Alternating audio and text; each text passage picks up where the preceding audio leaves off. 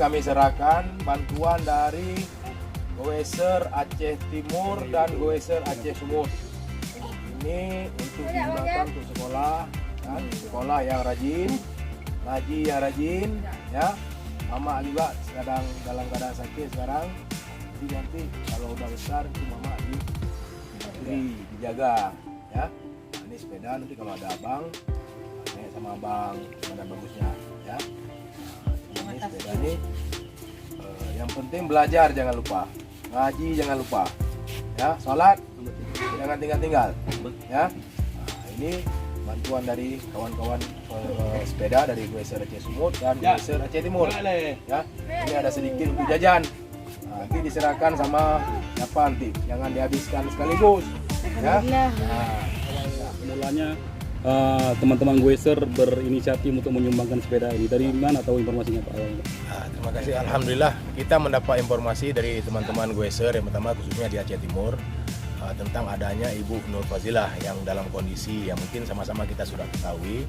Kemudian terbersih. Memang ini bukan pertama sekali kita lakukan. Kita sudah banyak melakukan hal-hal yang lain di tempat-tempat yang lain. Dan kebetulan hari ini kita datang kemari dengan kondisi Ibu Nur Fazilah yang seperti ini. Kami sangat prihatin dengan kondisi anaknya. Yang pertama sekali kita lihat yang membantu ibunya. Ya mungkin bantuan satu unit sepeda dan beberapa sembako ini dapat membahagiakannya, membuatnya tersenyum kembali.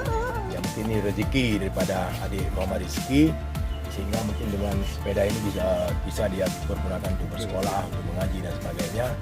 Ya sekali lagi kepada Goeser Aceh Sumut yang telah memberikan sumbangan dan bantuannya untuk kesekian kalinya, alhamdulillah.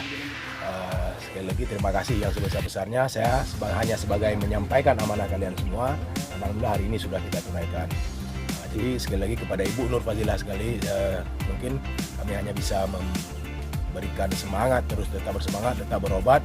Dan mungkin sudah banyak orang-orang yang berkunjung kemari.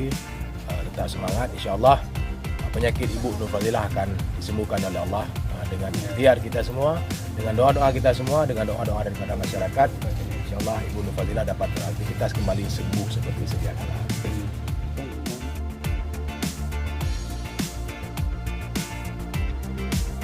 Terima kasih.